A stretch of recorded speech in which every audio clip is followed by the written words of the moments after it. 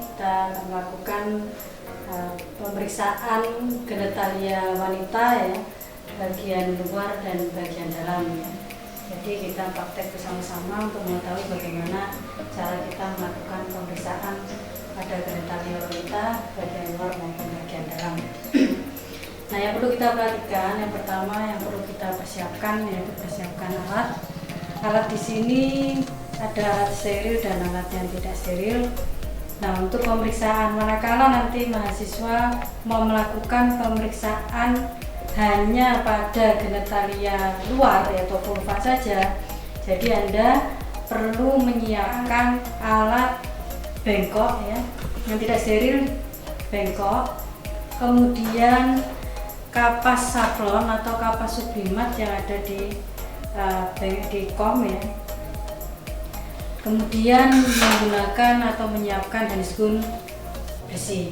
Jadi kita hanya butuh handscoon bersih, kemudian bengkok ya, kemudian kapas sublimat atau kapas sablon, kemudian berikutnya perlak kalau hanya mau melakukan pemeriksaan bagian luar. Namun kalau Anda ingin melakukan pemeriksaan genitalia bagian dalam, selain dari apa yang perlu disiapkan tadi untuk genitalia bagian luar, Anda juga perlu menyiapkan alat-alat steril, yakni handscoon steril. Jadi ada handscoon bersihnya, ada handscoon sterilnya. Jadi ada handscoon steril yang kita taruh di instrumen, kemudian ada lidi watan. Ini digunakan nantinya untuk mengambil spesimen ya. Kemudian ada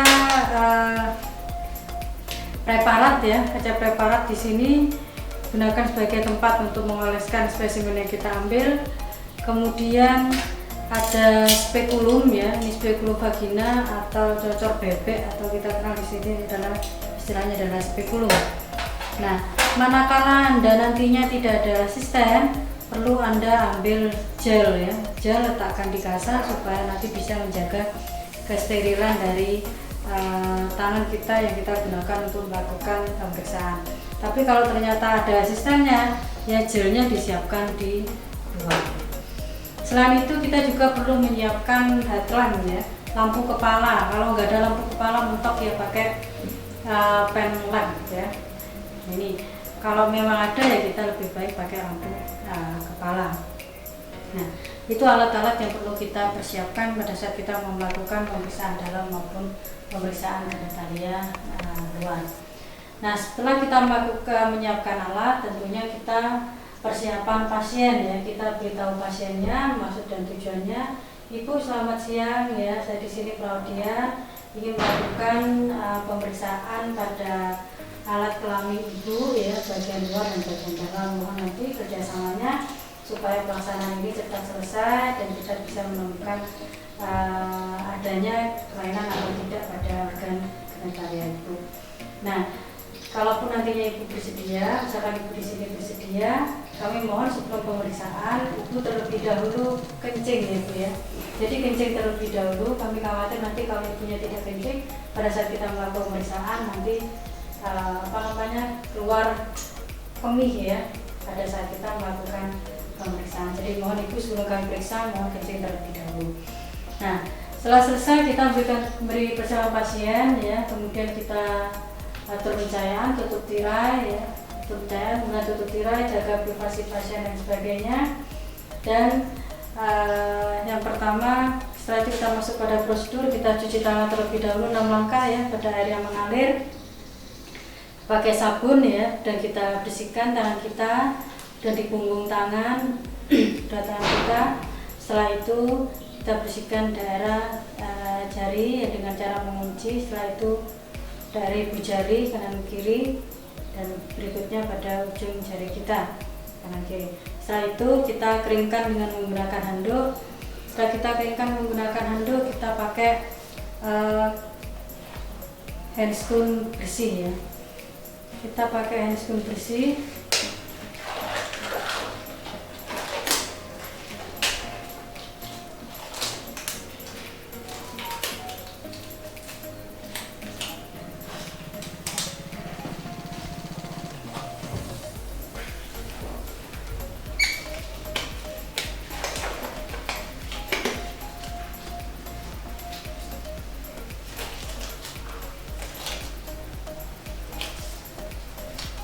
Setelah kita pakai suhu bersih, kita dekatkan alat yang akan kita pakai untuk proses pemeriksaan.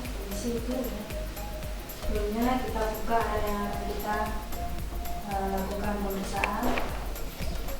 Kalaupun ibu bisa, ibu minta untuk membuka celana dalamnya.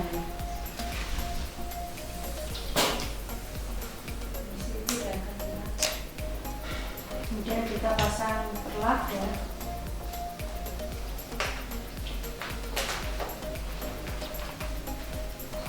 Permisi.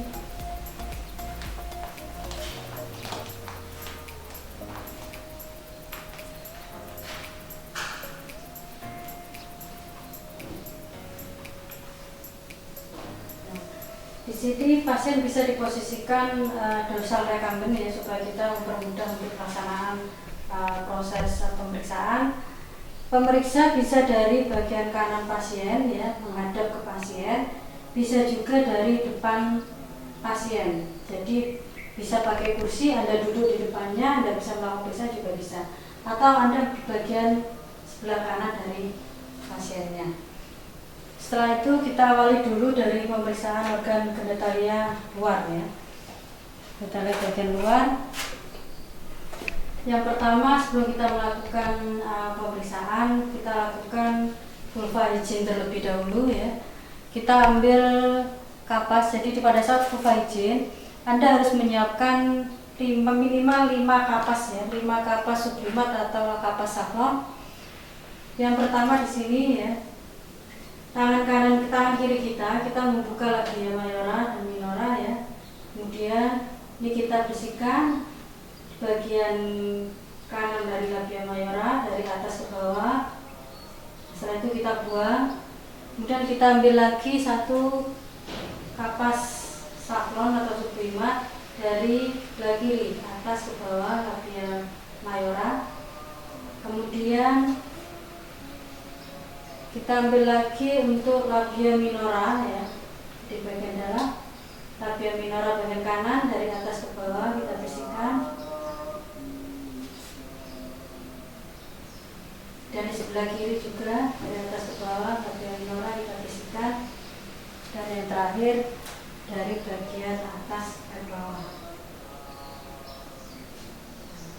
Setelah kita bersihkan semuanya,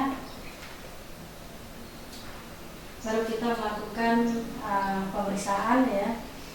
Di sini yang perlu kita periksa yang pertama adalah area pubis ya, atau modus pubisnya.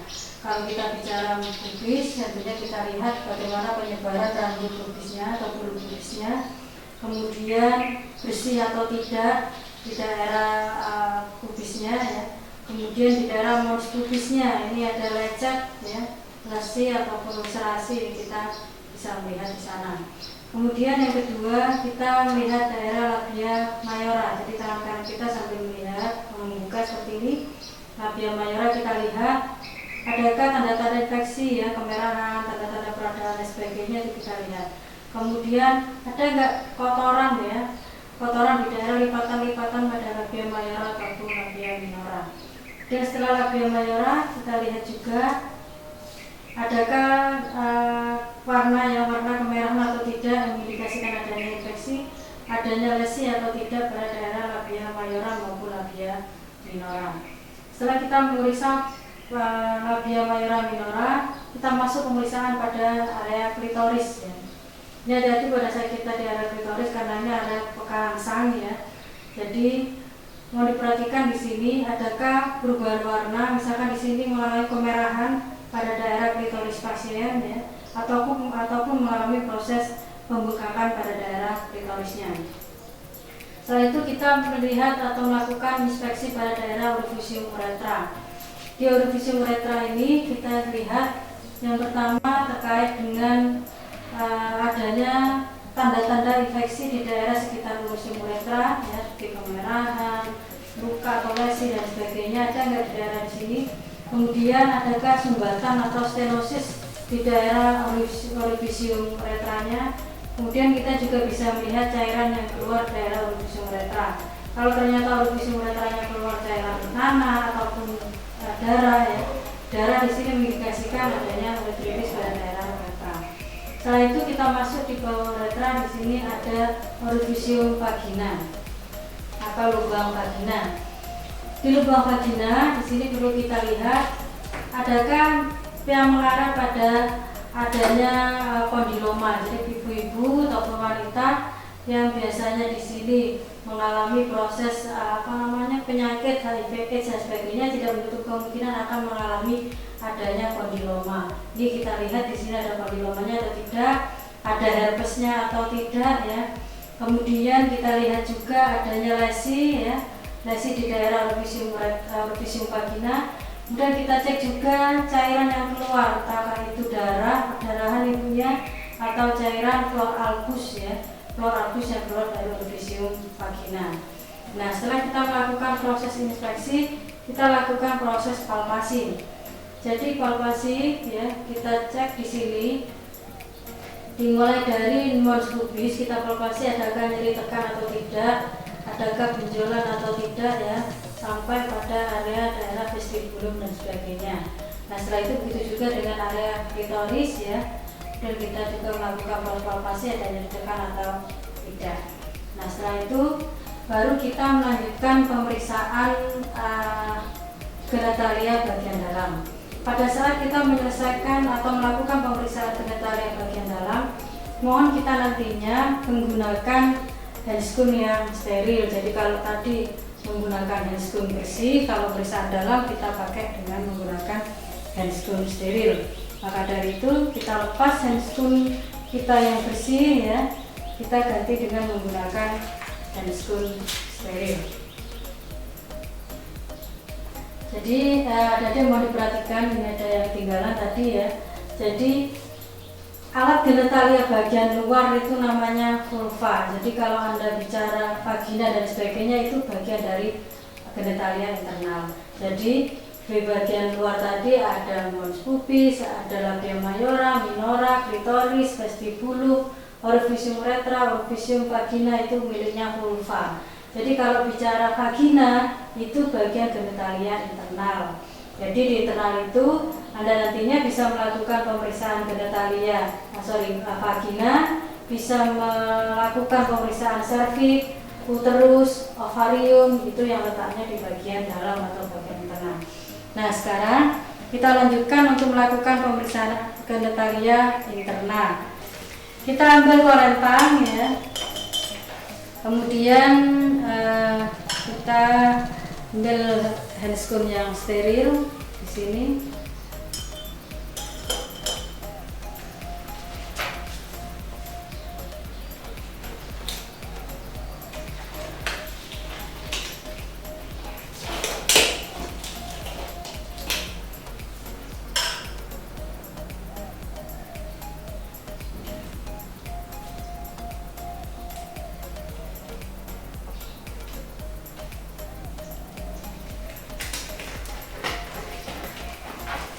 Kalau memang ada lampu kepala, kalau nggak ada lampu kepala ya kita pakai pancaran lagi.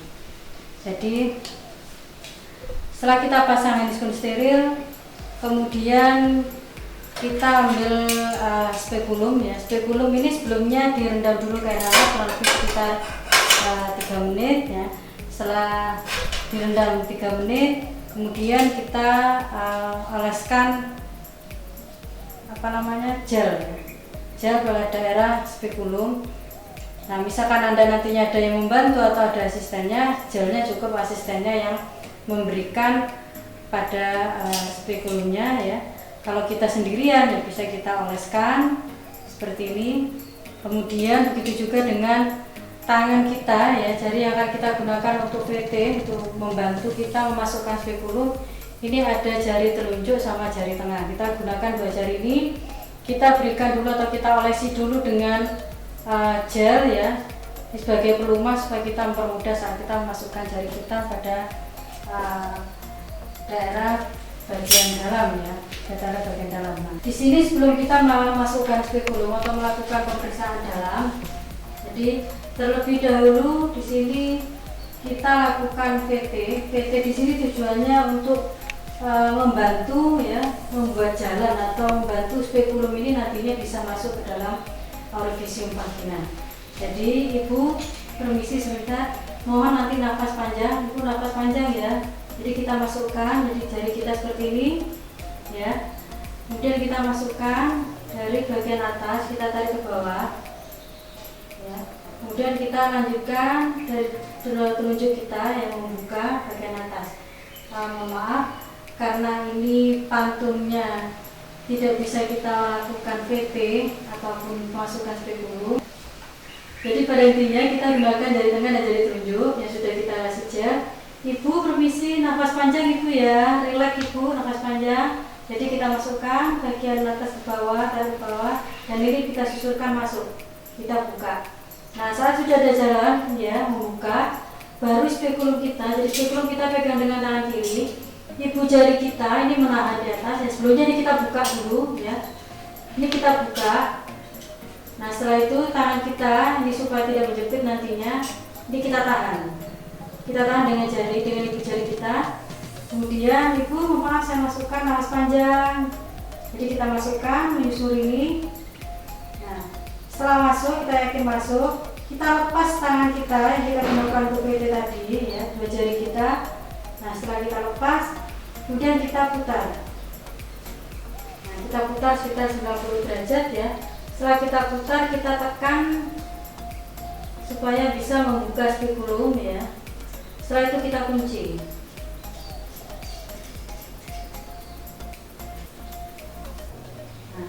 Setelah kita kunci, baru kita bisa melakukan pemeriksaan ya. Kita gunakan lampu kepala kita untuk melihat. Yang pertama di sini orificium vagina ya. Kita lihat warnanya ya. Bagaimana daerah warna orificium vagina, cervix dan seterusnya ya. Jadi kita lihat dinding-dinding vaginanya, apakah warnanya kemerahan atau tidak. Bagaimana terkait dengan mukosanya, ada flora albus enggak di dalamnya. Kemudian nampak ada benjolan ataupun nodul atau tidak di daerah vagina maupun di daerah cervix. Nah, kalau kita nantinya mau melakukan swab vagina ya atau melakukan pengambilan spesimen, kita bisa mengambil radioaten ya. Kita siapkan tadi preparatnya ya. Kita lakukan usapan, mengambil cairan atau sekret pada vagina ada cervix ya. Kemudian kita taruh pada kaca preparat ya, kita oleskan di kaca preparat ini ya. Setelah kita oleskan di kaca preparat, kemudian kita buang. Nah setelah melakukan pengambilan sekret vagina ataupun cairan yang ada di daerah cervix ya, setelah kita lihat tadi warnanya ada pembengkakan atau tidak, ada ulcerasi atau tidak, kemudian ada benjolan atau nodul atau tidak di daerah tiang vagina ataupun orificium vagina maupun di daerah cervix. Kemudian setelah itu kita lakukan pelepasan pada spekulum vagina ya. Di sini perhatikan, mohon ini tadi ditahan ya, ini dibuka pelan-pelan supaya nantinya tidak menjepit pada daerah orificium vagina bagian dalam ya. Nah, jadi kalau kita bukanya nanti melepasnya, kita tidak perlu tinggal langsung ditarik ya. Ibu nafas panjang ya, saya buka dulu spekulumnya. Nah, setelah ini kita letakkan pada larutan klorin ya. Sebelum kita letakkan pada larutan klorin atau cairan klorin. Nah selanjutnya kita masuk pada palpasi. Untuk palpasi ya, tangan kita sebelah kiri ini ada di bagian sifisis ya. Bagian kanan kita lakukan PT ya. Jari tengah dan jari telunjuk kita olesin gel ya. Kita olesin gel. Setelah itu letakkan tangan kiri kita, kemudian kita masukkan jari tengah kita terlebih dahulu, kemudian jari telunjuk. Nah, di sini kita ingin melakukan perabaan pertama-tama pada daerah dinding vagina ya. Di daerah dinding vagina kita melakukan penekanan pada dinding vagina. Adakah nyeri tekan atau tidak di daerah dinding vagina ya. Begitu juga dengan area yang sebelah kiri ataupun kanan ya. Setelah itu kita periksa ada nyeri tekan atau ada massa atau benjolan di daerah dinding vagina. Dan kita lanjutkan di bagian dalam, yaitu di bagian serviks. Nah, di bagian serviks di sini ya, kita tekan apakah ada nyeri atau tidak ya. Kalau ada nyeri bisa jadi mengindikasikan pasiennya ada cervicitis atau mengarah pada adanya tumor ataupun CA serviks, beliau punya serviks. Kemudian kita lanjutkan pada pemeriksaan ovarium. Nah, ovarium wanita itu ada dua, kanan dan kiri ya. Nah, untuk pemeriksaan ovarium kita letakkan tangan kita atau jari-jari kita di bagian dalam ini agak serong ya, letaknya agak serong karena ini ada di daerah sebelah kanan kiri, otomatis kita posisi tangan kita agak serong. Nah, ini menghadapnya ke atas, agak serong seperti ini ya. Kemudian tangan kiri kita itu menekan di daerah ovarium di sini. Nah, kita jangan terlalu keras nekannya ya, jangan terlalu menekan ya.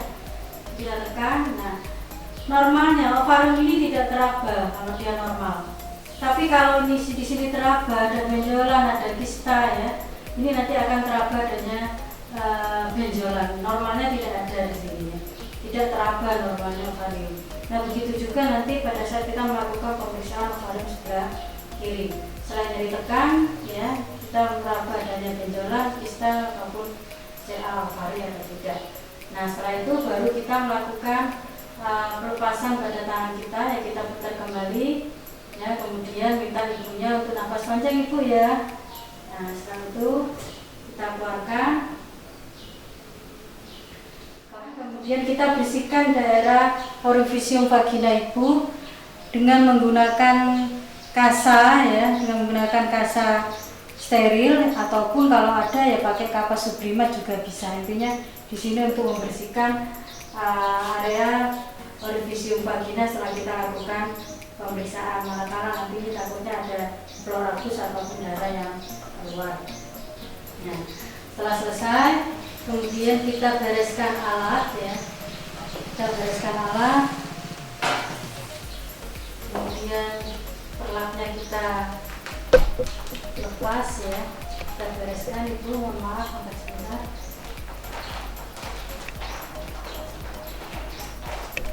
Setelah diangkat, kemudian kita bantu ibu untuk pasang celana bagian dalam.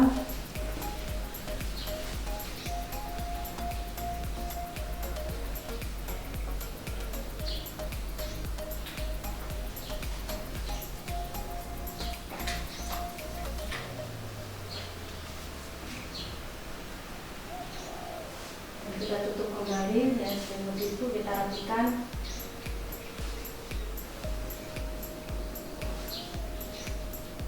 Ya, setelah semuanya selesai, kita lepas handscoon steril kita.